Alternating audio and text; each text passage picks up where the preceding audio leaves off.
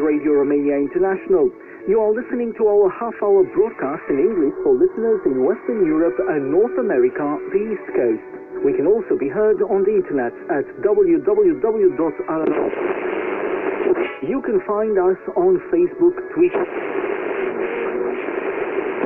Programs are also available on TuneIn and via satellite Eurosat 16A on 11,512 MHz vertical polarization, azimuth 16 degrees east. Symbol rate 29,950 megasymbols per second, standard DVB-S2, modulation 8 PSK, audio PID 510. We wish you good reception conditions.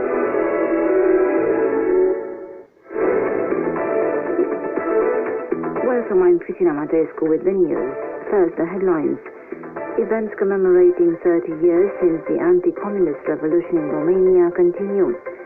The Orban government assumed responsibility in Parliament for the 2020 budget bill.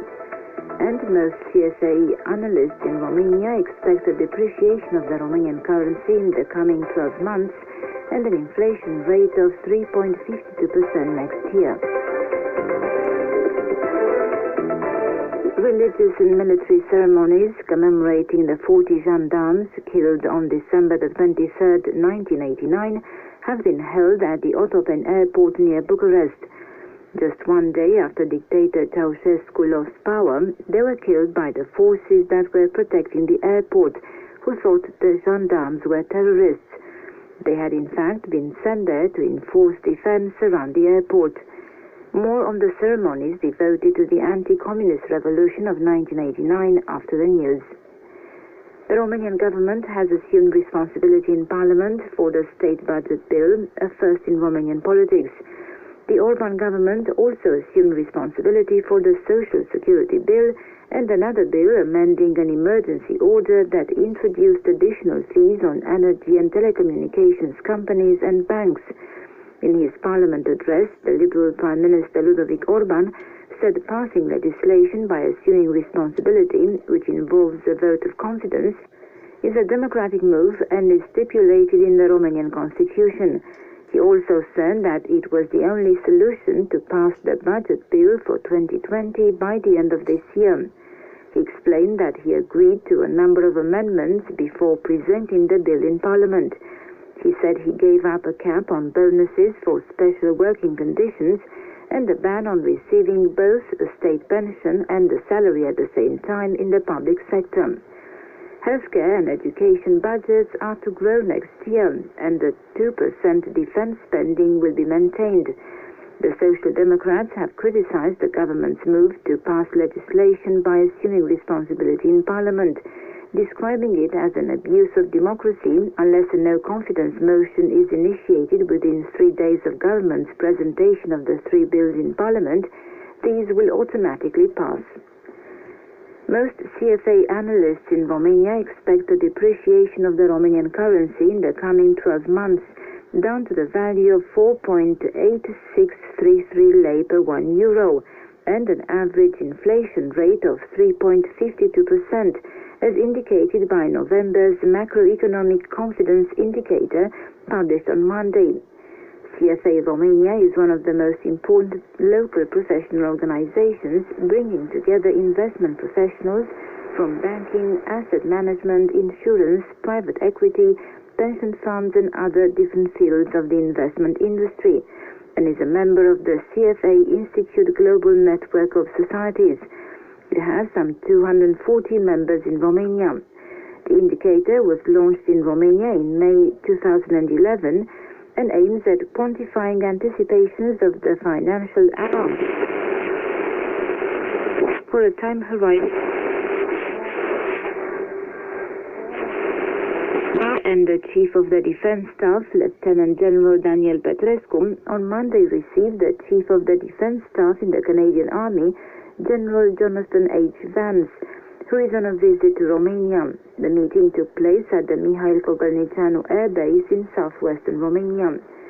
According to a statement by the Defense Ministry in Bucharest, the 3 officials discussed the stage of cooperation between the Romanian and Canadian armies, within NATO, the UN, and the OSCE, as well as the security situation in the Greater Black Sea area. The Romanian officials thanked the Canadian general for the contribution to supporting ongoing regional initiatives and the support given to the Romanian detachment carrying out medical evacuation operations in Mali. Canada deploys defense staff to the NATO units located in Romania. The missions carried out jointly improve the response and deterrence capacity as part of the NATO plans on the consolidation of its eastern flank and of the interoperability between the Romanian and Canadian air forces. The statement also reads, "The Romanian police and prosecutors have confiscated more than 33 kilograms of heroin worth more than 1 million euros on the black market, following searches at the homes of a number of persons suspected of drug trafficking." According to an official statement, a crime group made up of 4 suspects was carrying out transactions involving significant amounts of drugs. The members of the group were allegedly planning to sell a large quantity of heroin in Romania and other EU member states, which they had acquired from a Turkish citizen.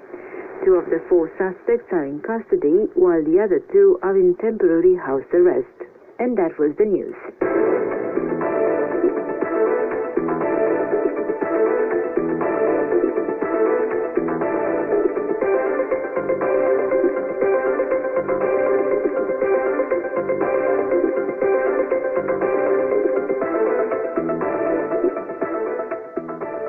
Romanians have commemorated the heroes killed during the 1989 anti-communist uprising. Stay tuned for more on this topic in a report by Bogdan Matei, brought to you by Elena Enache. Thousands of Bucharesters took part in a march on Sunday evening in memory of the people killed during the anti-communist revolution of 1989. The head of state, Klaus Iohannis, and Prime Minister Ludovic Orban also marched with a crowd through Bucharest's central boulevards, the stage of the violent confrontations 30 years ago. United States Ambassador Adrian Zuckerman and British Ambassador Andrew Noble have also taken part in the march and were among those who read the names of the heroes during a solemn ceremony held in front of the former headquarters of the Communist Party. It was on top of that building that on December 22nd, 1989, under the pressure of the hundreds of thousands of protesters, dictator Nicolae Ceausescu boarded a helicopter and tried to flee. Captured, subjected to a brief trial, and executed on December 25th in a military facility in Târgoviște in southern Romania, Ceausescu left behind the country in ruins and a lot of victims. As many as 1,142 people were killed in the uprising, over 3,000 were seriously injured, several hundreds were arrested illegally and tortured. Many protesters were killed and injured after Ceausescu fled. At the time, the culprits were believed to be some so-called terrorists loyal to the dictator, whose identity has never been revealed. Military prosecutors who sent the revolution case to court accuse Ion Iliescu, a former minister during Ceausescu's regime in the 1970s, who then fell into disgrace and who was regarded in December 1989 as the political leader of the regime change, of having created, together with some of his collaborators, a genuine terrorist psychosis which led to the loss of many lives. The massacre, meant to legitimize the new power, had the expected result. In May 1990, at the first free elections after the fall of communism, Iliescu got 85% of the votes in the first round. His party, called the National Salvation Front, a mixture of real revolutionaries and former communists, got 2/3 of the seats in the newly created parliament. According to prosecutors, Iliescu's team was set up as a dissident group aimed at removing Ceausescu from power, but at maintaining Romania in the sphere of influence of the USSR.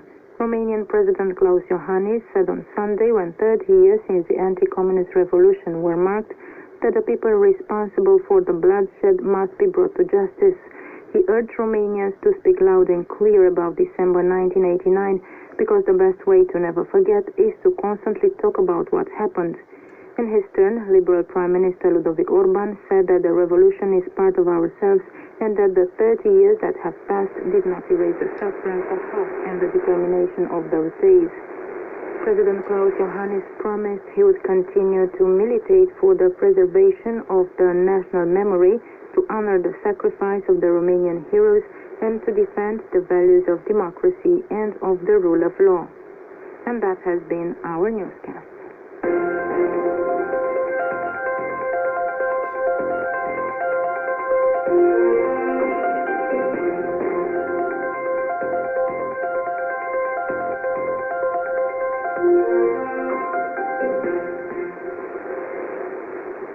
Next in our program is Song of the Day.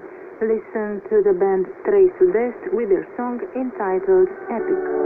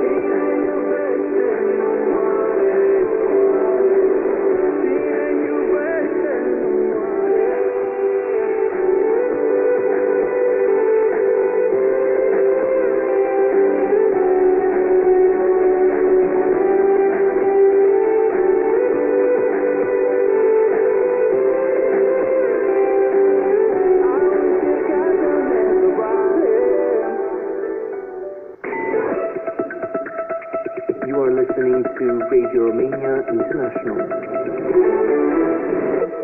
Focus on Romania.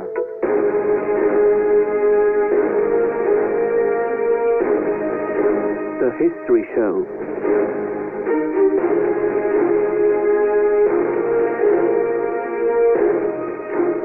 Welcome to the History Show. I'm Cristina Mateescu, and today we're going to talk about the myths of the Romanian anti-communist revolution. On the 22nd of December 1989 at 12:08 a.m., Nicolae Ceausescu and his wife Elena were taking off by helicopter from the rooftop of the building housing the Central Committee of the Romanian Communist Party in Bucharest. Their flight paved the way for the end of the communist dictatorship and for the restoration of democracy in Romania.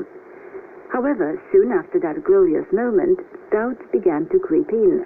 All kinds of myths began to appear that tried to destroy what had been earned through bloodshed. Like all myths, those connected to the Romanian Revolution are extremely powerful. being constantly fed by the many mysteries that still exist.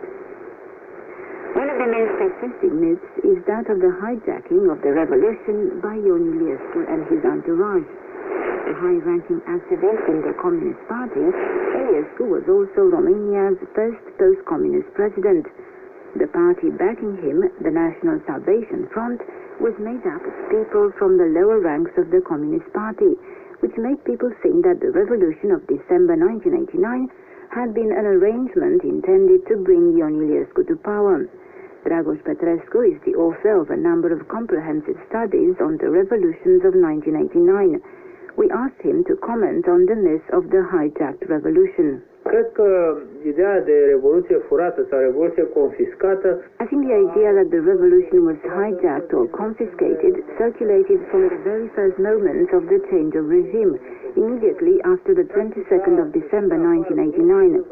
We suddenly saw coming to power the second and third echelons of the former Communist Party, which replaced Ceausescu's inner circle, the nomenclatura, the people at the very top of the Romanian Communist Party who were blamed for all the problems of the 1980s, the profound economic crisis, extreme nationalism, the assimilation of ethnic minorities, and Romania's disastrous image abroad. Asimilarea minorităților, imaginea dezastroasă a României în afară. The myth of the hijacked revolution is very strong among public opinion, and Dragoș Petrescu believes it prevents a fair evaluation of the changes that have taken place in the last 30 years. Dacă am plecat de la ideea că Iliescu și grupul său... If we believe that Iliescu and his group confiscated or stole the revolution, I think we could destroy one of the most magical moments of Romania's 20th century history. The revolution was the most interesting moment and the moment that could really make us proud to be Romanian, beyond the empty nationalism of the common expression, proud to be Romanian. Why?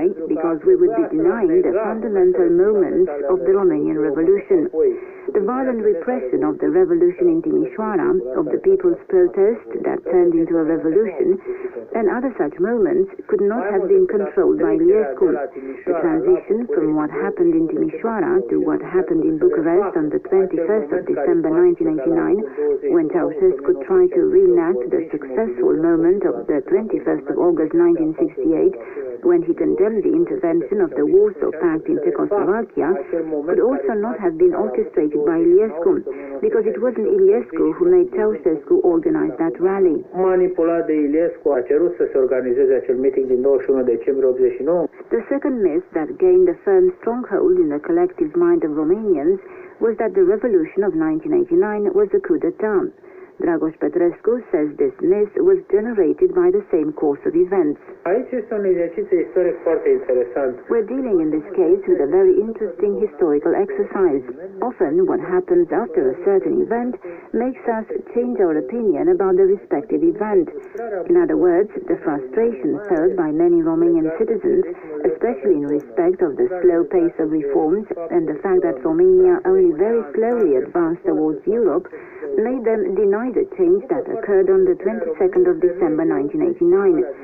The slow change, the very slow democratic process, the coming to power of many from the former middle-rank nomenclatura, the technocrats with links to the Romanian Communist Party, all these made Romanians deny their participation in a very important, fundamental event, I'd say, for the Romanians.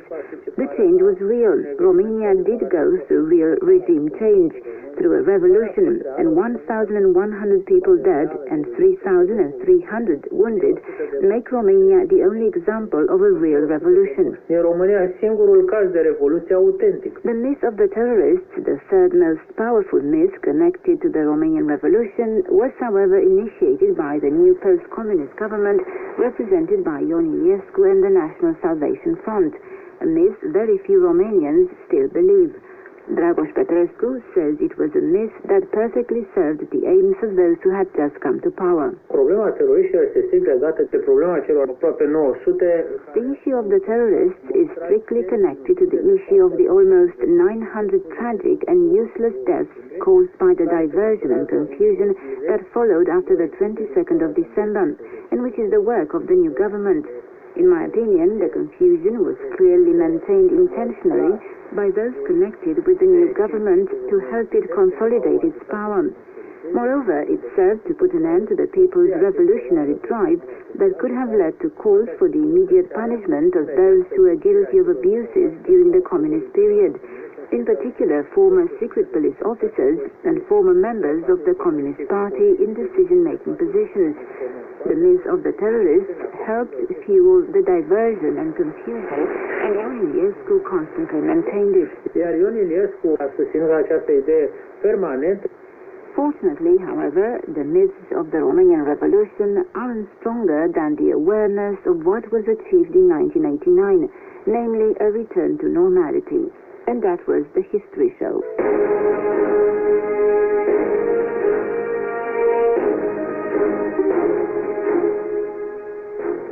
Next on Radio Romania International, Think Greener.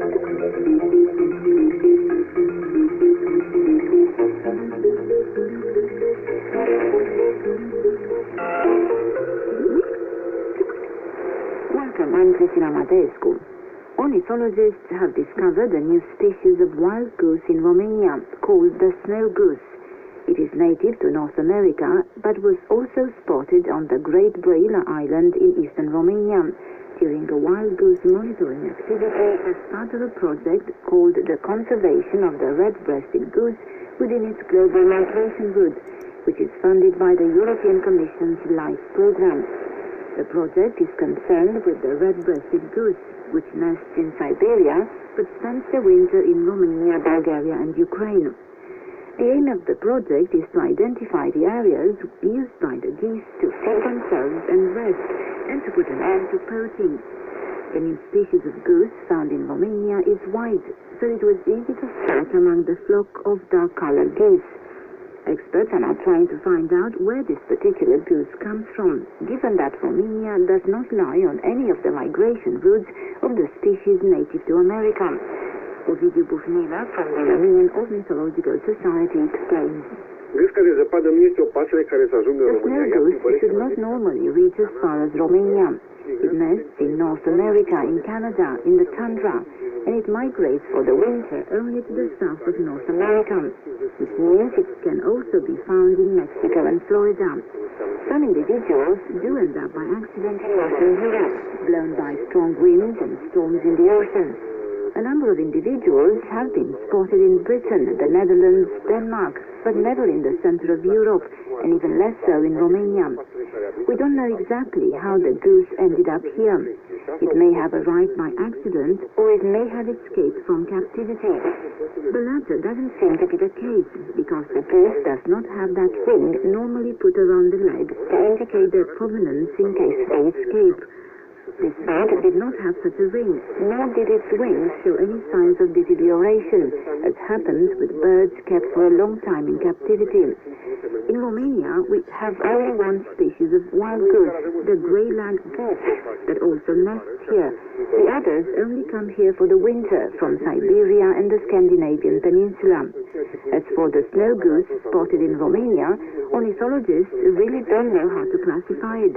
We simply don't know where it came from. This is not the first new species of wildlife spotted in Romania by the biologists working for the Romanian Ornithological Society. In recent years, they have also spotted here, for the first time, individuals from the semi-colored flycatter, the desert whittier, and Richard's pipit, as well as new species of crustaceans, insects, and plants.